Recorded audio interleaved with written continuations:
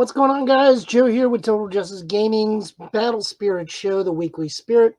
Why am I so hyped? Well, aside from 3 cups of coffee, a full breakfast, we're finally getting to look at white cards coming from Battle Spirit Saga. First, I wanted to thank Sound Ninja and TCG Today. They helped provide the pictures that I found and manipulated and did all sorts of the fun editing stuff to make today's episode. So big shout outs to them. They were incredibly helpful. Definitely go hit up TCG Today. He's doing Battle Spirit content just like me and doing a great job at it. So we are going to be looking at 3 cards that got revealed and upres by the wonderful TCG Battle Spirits community. I'm going to go a little bit further on my stuff, and we're going to do comparisons between the Japanese cards and the English cards, just to see what did the original Japanese card look like, what changed. Clearly, we're going to have effects that aren't going to carry over, and battle power is going to be vastly different because we got sets 1 through 44, I believe, is what Saga set 1 is going to be, and Saga set 1 is set 1. So we're going to dive right in and see what we got. First off, we got what is the Japanese name of this dude? Because it's a long one. The Kandra's Sacred Beast Phonotech Elk. So we have the Divine Moon Sky Beast Phonotech Elk. Pretty similar. I mean, it's just a couple words, a couple things. It's in the family of Avatar and Machine Beast. Saga does not have. Saga does have it. It does lose Avatar, but it does retain Machine Beast. Looking at the Japanese card, we have Unleash 1, level 1, 2, and 3, 1 summoned. Return up to 3 spirits to the bottom deck in any order by putting 1 card from your White Grand Walker Nexus to the spirit. Instead, return up to 3 opposing spirits to the deck top in any order. Level 2 and 3 has ultra heavy armor against purple and white, meaning purple and white effects cannot touch you no matter what. And level 2 and 3, when it attacks, return an opposing spirit to either the top of the deck or the bottom of the deck. So, in Japan, it's also an 8 cost with a reduction of 4 white and 2 green, with battle power being 9,000 at level 1, 13k at level 2, and at level 3, 16k. So, that's the Japanese card. What's the English card got for us? So we have a reduced summoning cost by 1. It's at 7. We have a reduction cost of 3 as opposed to 4, meaning we still hit that 4 mark. Just a little bit differently. We don't have the 2 green reduction symbols, but I don't think green comes out in this set yet. Battle power, we're at 4k for level 1. 6k for level 2 and 10k for level 3. This is to be expected. Again, we are only set 1. Japanese elk is from set 44, so vastly different in terms of power scaling and balance. We don't have any of the actual keywords, so we don't have Unleash, we don't have Ultra Armor. What we do have is at level 1, 2, and 3, when the spirit attacks during this turn, the spirit cannot be destroyed by the opponent's destruction's effects or be destroyed in battle and cannot have cores removed. So it simulates ultra heavy armor, but it does it only while attacking. And it is a little bit better than the Japanese one because it covers all colors as opposed to just purple white. The caveat, the downside is it only triggers its version of ultra heavy armor when it attacks. And then at level 2 and level 3, it says at the end of your opponent's turn, if you did not lose any life this turn, place 1 core from the opponent's life to the trash. This is an entirely different effect from Japan.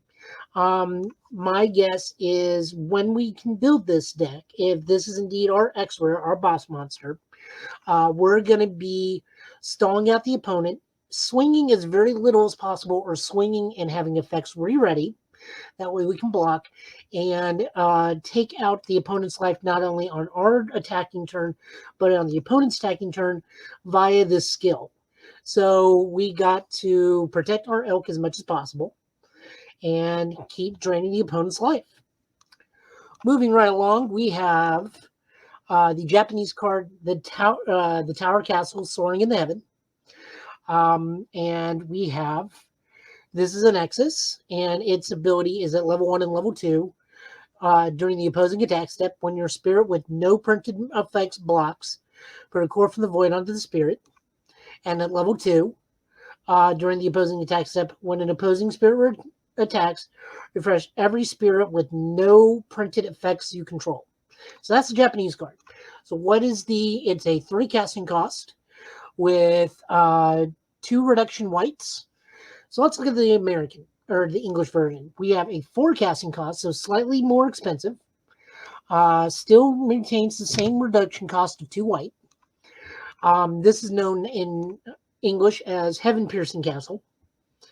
At level 1 and level 2, during your opponent's turn, when your opponent draws outside of their draw step, you may pay the soul core to draw a card. So that means you can take the soul core off of this card and move it to your trash to draw a card. And when the opponent draws a card outside of the draw step. And level 2 is during your attack step, when this spirit blocks effect attacks, you may place up to 2 cards from your trash onto it.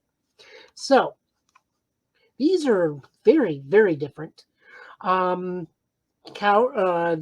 Japanese card comes from set 10. It has very little effects, much like the English version, as opposed to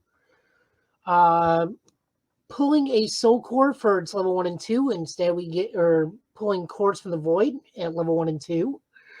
We instead have to pay a soul core, and we get to draw a card anytime they have a draw effect that happens outside the draw step. So we get an even trade. We don't exactly plus on this because we pay a resource to get a resource. Not too bad.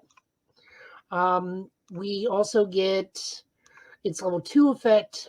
We don't get to refresh cards, so we don't get to stand cards that are blank, which is what this was used for.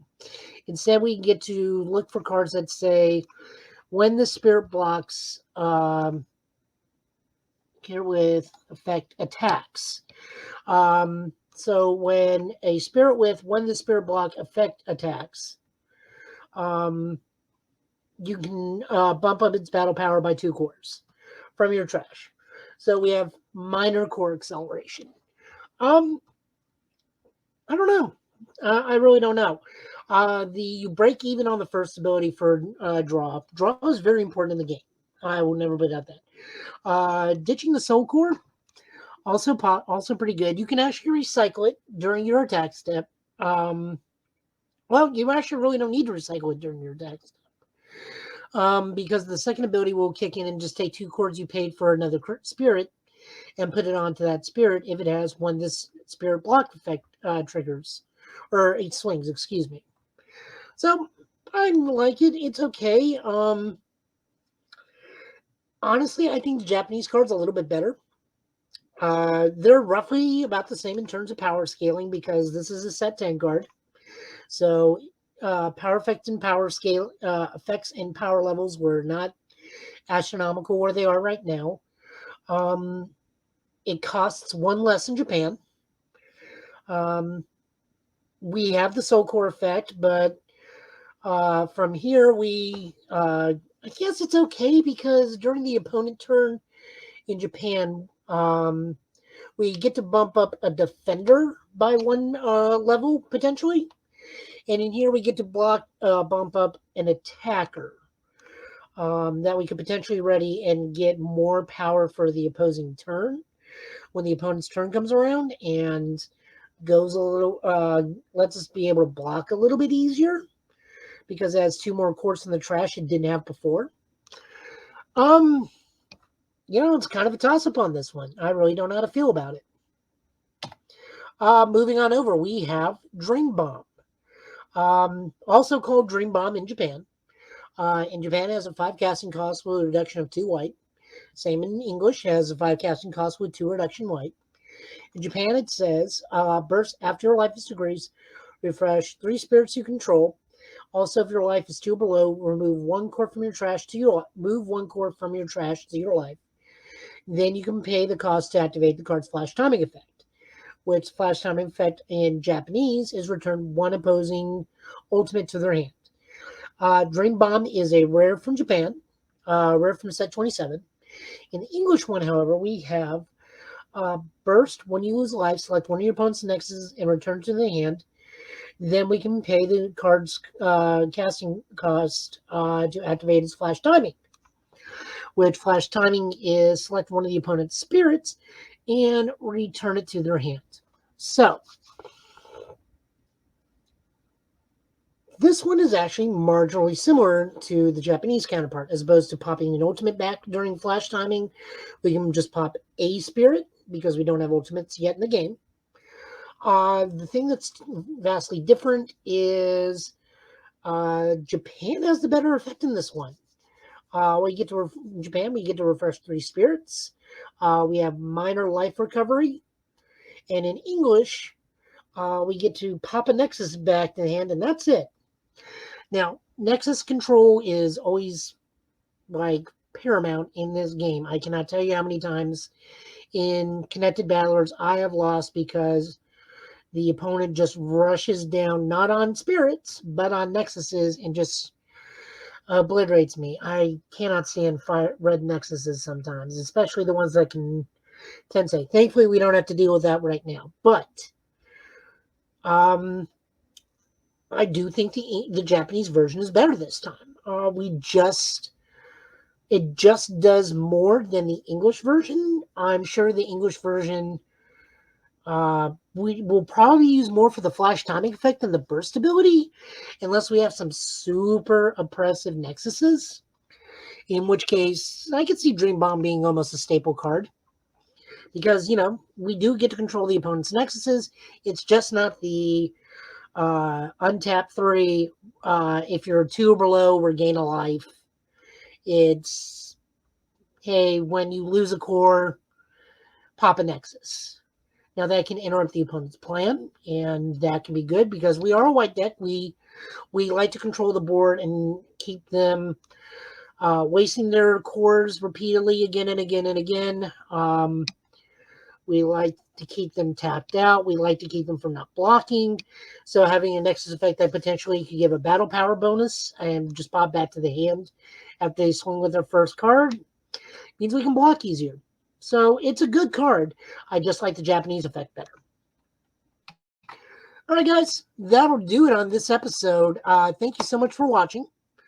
Again, big shout out to TCG Today and Sound Ninja over in the Battle Spirit Saga Discord community. Video wouldn't have been able to happen without you guys. And I will see you next time some white cards come out. And don't forget to like, subscribe, do the whole YouTube thing. It helps me out. Later.